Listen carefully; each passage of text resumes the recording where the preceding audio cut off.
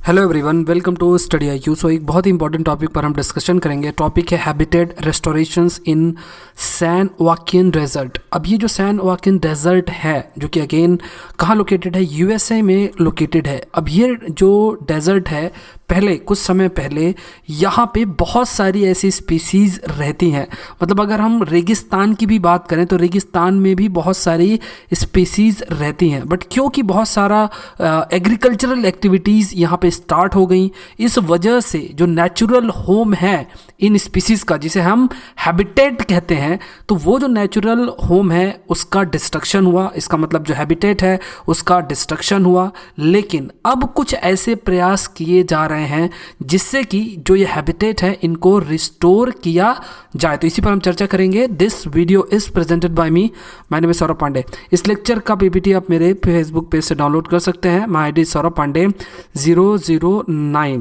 अगर आप किसी भी एग्ज़ाम की प्रिपरेशन कर रहे हैं, जैसे एसएससी है या बैंक है या एसएससी जेई है या रेलवे है, या आप यूपीएससी की तैयारी कर रहे हैं या किसी स्टेट पीएससी की तैयारी कर रहे हैं, डिफेंस एग्जाम्स की तैयारी कर रहे हैं, तो आप हमारे पेन ड्राइव कोर्सेज का बेनिफिट उठा सकते हैं। आप studiiq.com वेबसाइट विजिट कर सकते हैं या फिर इन नंबर्स पे कॉल कर सकते हैं और इन कोर्सेज के बारे में जानकारी हासिल कर सकते हैं। तो चलिए टॉपिक स्टार्ट करते हैं। उससे पहले प्रश्न देख लेते हैं जो कि बहुत ही आसान है। सैन वाकिन डेजर्ट किस जगह पे लोकेटेड है? आप कमेंट सेक्शन में बताइए कि ये डेजर्ट कहाँ पे लोकेटेड है। तो मैप में देख लेते हैं।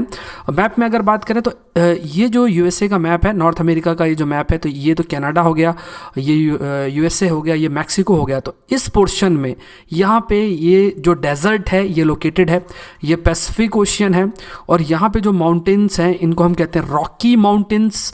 यहाँ पे और भी दूसरे जो रेंजेस प्रेजेंट है, कैस्केड रेंज, कोस्ट रेंज, है ना, तो ये ध्यान रखना। ब्रूक रेंज इधर साइड लोकेटेड है। कई रिवर्स है, मैकेंजी रिवर्स, तो रिवर के भी नाम हमें पता होने चाहिए। जैसे इस जगह अगर आप देखें तो अप्लेचियन माउंटेन्स। तो ये पॉइंट्स थोड़े हमें ध्यान रखने चाहिए क्योंकि एग्जाम में बहुत तरह की ज्योग्राफी से रिलेटेड प्रश्न पूछे जाते हैं और बहुत हमें डीप में मैपिंग नहीं करनी है, लेकिन फिर भी जो मोस्ट ऑब्वियस चीज़ें हैं वो हमें पता होना चाहिए। जैसे ये बड़े माउंटेन्स हैं, इस सब के बारे में हमें पता होना चाहिए, तो और प्रश्न भी इससे रिलेटेड पूछा जा सकता है। तो चलिए टॉपिक स्टार्ट करते हैं। तो ये जो सैन वाकिन डेजर्ट है ये अगेन कैलिफोर्निया में लोकेटेड है, यूएसए में। और यहाँ पे जो ये हैबिटेट हैं, जो नेचुरल हैबिटेट हैं, बहुत सारी ऐसी स्पीसीज़ के, लगभग 35 ऐसी स्पीसीज़ के जो कि कन्वर्ट कर दिए गए या हो गए, किस लिए? एग्रीकल्चरल एक्टिविटी को परफॉर्म करने के लिए। मतलब अगर ये डेजर्ट एरिया है, इस डेजर्ट एरिया में 35 ऐसी स्पीसीज़ रहती थी जो आज के टाइम पे हैबिटेट डिस्ट्रक्शन की वजह से आज थ्रेटेंड है या एंडेंजर्ड है। तो ये पहले रहती थी। अब यहाँ पे बहुत सारी एक्टिविटीज़, एग्रीकल्चरल एक्टिविटीज़ परफॉर्म होने लग गई। जैसे रो क्रॉप्स हैं, मतलब एक रो के फॉर्म में क्रॉप्स को ग्रो किया जाता है, इस प्रकार से रो बना दिया जाता है और फिर क्रॉप्स को ग्रो किया जाता है। इसमें क्या है कि इरिगेशन एफिशिएंसी बहुत अच्छी रहती है, इस वजह से इस तरह का पैटर्न फॉलो किया जाता है। ऑर्चर्ड्स, मतलब जो फ्रूट्स क्रॉप होती हैं उनको ग्रो किया जाता है, फ्रूट और नट जिनसे प्रोड्यूस होते हैं, ऐसे ट्रीज़ को ग्रो किया जाता है। तो क्योंकि डेजर्ट एरिया में इस प्रकार की एक्टिविटीज़ हुई, इस वजह से क्या हुआ कि लगभग 35 जो स्पीसीज़ हैं उनका हैबिटेट डिस्ट्रॉय हो गया।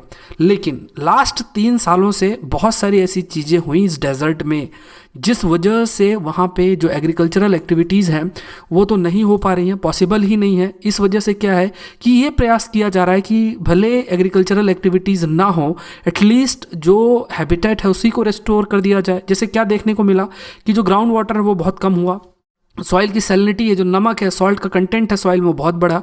जलवायु परिवर्तन भी देखने को मिल रहा है जिस वजह से सूखा भी बहुत ज़्यादा पड़ा उस जगह पे।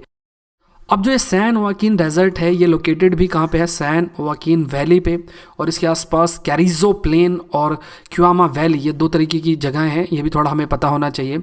अब ये भी प्रिडिक्टेड है कि अगर ये रेस्टोरेशन वर्क किया जाता है तो लगभग 3 डिकेड्स में, लगभग 30 सालों में 2000 स्क्वायर किलोमीटर तक रिस्टोरेशन वर्क किया जा सकता है और फिर वहाँ पे जो अलग अलग जीव हैं उनके हैबिटेट को रिस्टोर किया जा सकता है। अब यहाँ पे ये भी देखने को मिल रहा है कि जैसे हमने पहले डिस्कस किया, जलवायु परिवर्तन है, जो डेजर्ट की सॉइल है जिसमें पहले सिंचाई करके क्रॉप को ग्रो भी किया जाता था, अब उसमें सॉल्ट कंटेंट बहुत हो गया है, वाटर की अवेलेबिलिटी बहुत हो गई है, इवापोरेशन बहुत ज़्यादा हो रहा है। जैसे अगर खेतों में पानी डाला जा रहा है और अगर टेम्परेचर बहुत अधिक है तो क्या देखने को मिलेगा कि जो पानी है वो ऊपर की तरफ एवापोरेट हो जाएगा, तो प्लांट्स के लिए पानी नहीं बचेगा। तो ये भी देखने को मिल रहा है। इन सारे फैक्टर्स की वजह से ये मान लिया गया है कि अब इस जगह पे फार्म एक्टिविटीज़ नहीं की जा सकती। अब ये जो छिपकली है, जैसे इस पिक्चर में देख सकते हैं, ये जो छिपकली है इसके लिए बहुत अच्छी बात हो गई है, क्योंकि पहले ये इसी जगह रहती थी। आगे देखेंगे इसका नाम क्या है। तो पहले ये इसी जगह रहती थी, लेकिन क्योंकि एग्रीकल्चरल एक्टिविटीज स्टार्ट हो गई, इस वजह से इसका हैबिटेट पूरी तरीके से डिस्ट्रॉय हो गया। अब जो पॉइंट हमें ध्यान रखना है कि देखिए, किसी भी स्पीसीज़ को अगर कोई फिजिकल स्पेस आप प्रोवाइड करते हैं तो उसका एक लाइफ होती है। लाइफ का ये मतलब हो गया कि ऐसा नहीं है कि कोई भी स्पीसीज़ है उसको आपने फिजिकल स्पेस प्रोवाइड कर दिया तो वो उस जगह रहने लग जाएगी। उसका जो एक इकोसिस्टम में उसका जो रोल होता है वो किसी एनिमल पर डिपेंडेंट रहेगी। छोटे कीड़े मकोड़ों को वो खाती है, एक साइकिल होती है, किसी जगह पे वो रहती है, एक सिस्टम बना होता है जिसे हम अगेन इकोसिस्टम कहते हैं। तो ये जो इकोसिस्टम का ये पार्ट होती हैं, उसी इकोसिस्टम में सर्वाइव कर सकती हैं। अगर वो इकोसिस्टम खराब होता है तो फिर वो सर्वाइव नहीं कर सकती हैं। जैसे छोटी छोटी ग्रासेस हैं या सैंड का प्रेजेंस है, तो वहाँ पे ये छिपकलियाँ आराम से रह सकती हैं। लेकिन अगर यहाँ बड़े बड़े पेड़ हो गए या पानी बहुत ज़्यादा हो गया तो अगेन ये वहाँ पे नहीं रह सकती। तो ये पॉइंट हमें थोड़ा सा समझना है। अब क्या है कि ये जो रिस्टोरेशन वर्क हो रहा है, अगेन जिस छिपकली की हम बात कर रहे हैं, ब्लंट नोज्ड लिपर्ड लिजर्ड, इसके लिए काफ़ी बेनिफिट हुआ है, क्योंकि ये स्पीसीज़ बहुत तेज़ी से इसका नंबर काफ़ी तेज़ी से कम होता चला जा रहा था और ये माना जा रहा था कि हो सकता है कि अगर कोई प्रयास ना किया जाए तो ये एक्सटिंक्ट भी हो सकती है। तो इसको ख़त्म करने के लिए अगेन कुछ प्रयास किए गए। बहुत सारे एनवायरमेंटलिस्ट हैं, उन्होंने भी प्रयास किया और शायद जो नेचर है, नेचर ने भी साथ दिया इस लिजर्ड का। और इस वजह से क्या हुआ कि वहाँ उस रीजन में इस प्रकार की स्थिति बना दी कि जो एग्रीकल्चरल एक्टिविटीज़ हैं वो वहाँ पे ना हो सकें। तो जो ऑप्शन बचा है कैलिफोर्निया में वो सिर्फ यही बचा है कि आप दोबारा से इन स्पीसीज़ के हैबिटेट को डेवलप करें। अभी जो स्टडी है पब्लिश भी हुई है, अभी कुछ दिन पहले ही पब्लिश हुई है, PLOS One जर्नल पे पब्लिश हुई है। और ये स्पीसीज़ भी बहुत इंपॉर्टेंट है, इसी पर फोकस हुआ था इस स्टडी में और बताया भी गया था। इसके अलावा भी दूसरी जो स्पीसीज़ है उन पर भी फोकस रखा गया था। जो पॉइंट और भी ध्यान रखना है कि जो कैलिफोर्निया है, लास्ट 3 ईयर्स से 3 साल से वो एक मेगा ड्रॉट, बहुत बड़ा सूखा फेस कर रहा था, जिस वजह से ये मान लिया गया कि एग्रीकल्चरल एक्टिविटीज़ वहाँ परफॉर्म नहीं की जा सकती है। पानी पहले से ही वहाँ लाया जा रहा था, लेकिन क्योंकि सूखा बहुत पड़ रहा था तो पानी की अवेलेबिलिटी बहुत कम हो गई।